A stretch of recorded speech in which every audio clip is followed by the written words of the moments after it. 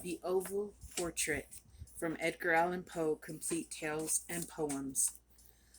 The chateau into which my valet had ventured to make forcible entrance, rather than permit me, in my desperately wounded condition, to pass a night in the open air, was one of those piles of commingled gloom and grandeur which have so long frowned among the Apennines, not less, in fact, than in the fancy of Mrs. Radcliffe. To all appearance, it had been temporarily and very lately abandoned. We established ourselves in one of the smallest and con- least sumptuously furnished apartments. It lay a remote turret of the building.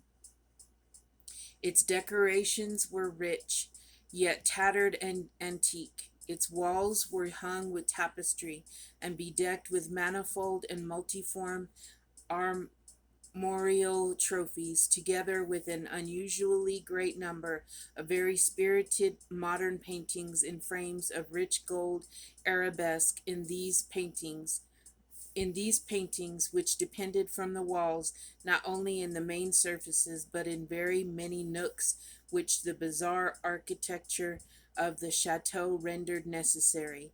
In these paintings, my incipient delirium perhaps had caused me to take deep interest, so that I bade Pedro to close the heavy shutters of the room, since it was already night, to light the tongues of a tall candelabra which stood by the head of my bed, and to throw open far and wide the fringed curtains of black velvet which enveloped the bed itself. I wished all this done that I might resign myself, if not to sleep, at least alternately to the contemplation of these pictures and the perusal of a small volume which had been found upon the pillow, and which purported to criticize and describe them.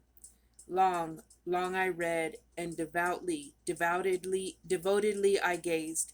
Rapidly and gloriously the hours flew by, and the deep midnight came. The position of the candelabra displeased me, and outreaching my hand with difficulty, rather than disturb my slumbering valet, I placed it so to throw its rays more fully upon the book. But the action produced an effect altogether unanticipated. The rays of the numerous candles, for there were many, now fell within a niche of the room which had hitherto been thrown into deep shade by one of the bedposts. I thus saw in vivid light a picture all unnoticed before. It was the portrait of a young girl just ripening into womanhood. I glanced at the painting hurriedly, then closed my eyes. Why I did this was not at first apparent even to my own perception, but while my lids remained thus shut, I ran over in my mind my reason for so shutting them. It was an impulsive movement to gain time for thought, to make sure that my vision had not deceived me, to calm and subdue my fancy for a more sober and more certain gaze. In a very few moments I again looked fixedly at the painting. That I now saw aright I could not and would not doubt, for the first flashing of the candles upon the canvas had seemed to dissipate the dreamy stupor which was stealing over my senses, and to startle me at once into waking life. The portrait, I have already said, was that of a young girl. It was a mere head and shoulders, done in what is technically termed a vignette manner, much in the style of the favorite heads of Sully. The arms, the bosom, and even the ends of the radiant hair melted imperceptibly into the vague yet deep shadow which formed the background of the whole. The frame was oval, richly gilded, and filigreed in Moresque. As a thing of art, nothing could be more admirable than the painting itself, but it could have been neither the execution of the work nor the immortal beauty of the countenance, which had so suddenly and so vehemently moved me. Least of all could it have been that my fancy, shaken from its half slumber, had mistaken the head for that of a living person. I saw at once that the peculiarities of the design of the vignetting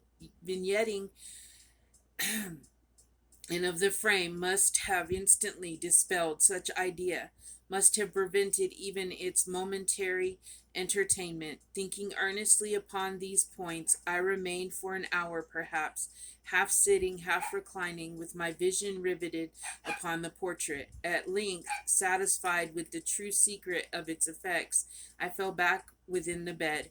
I had found the spell of the picture in an absolute lifelikeness of expression which, at first startling, finally confounded, subdued, and appalled me. With deep and reverent awe, I replaced the candelabra in its former position. The cause of my deep agitation being thus shut from view, I sought eagerly the volume which discussed the paintings and their histories. Turning to the number which designated the oval portrait, I there read the vague and quaint words which follow. She was a maiden of rarest beauty, and not more lovely than full of glee. And evil was the hour when she saw and loved and wedded the painter. He passionate, studious, austere, and having already a bride in his art, she a maiden of rarest beauty, and not more lovely than full of glee, all light and smiles, and frolicsome as the young fawn, loving and cherishing all things, hating only the art which was her rival, dreading only the palette and brushes and other untoward instruments which deprived her of the countenance of her lover.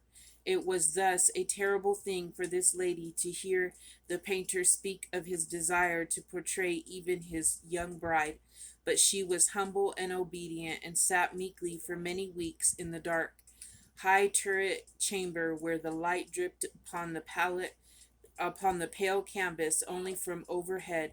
But he, the painter, took glory in his work, which went on from hour to hour and from day to day, and he was he was a passionate and wild and moody man, who became lost in reveries, so that he would not see that the light which fell so ghastly in that lone turret withered the health and the spirits of his bride, who pined visibly to all but him.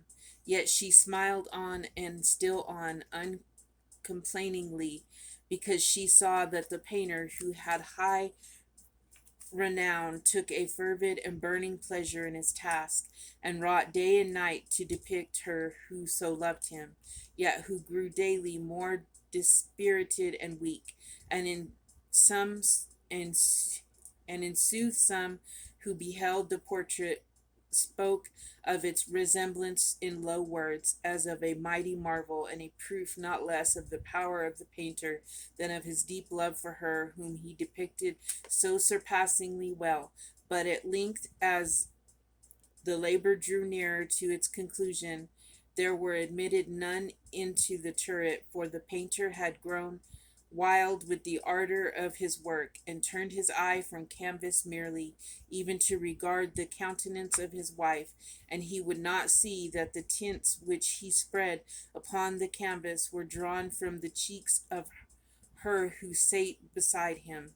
And when many weeks had passed, and but little remained to do, save one brush upon the mouth and one tint upon the eye, the spirit of the lady again flicked up as the flame within the socket of the lamp, and then the brush was given, and then the tint was placed, and for one moment the painter stood entranced before the work which he had wrought, but in the next, while he yet gazed, he grew tremulous and very pallid and aghast, and crying with a loud voice, "This is indeed life itself," turned suddenly to regard his beloved. She was dead.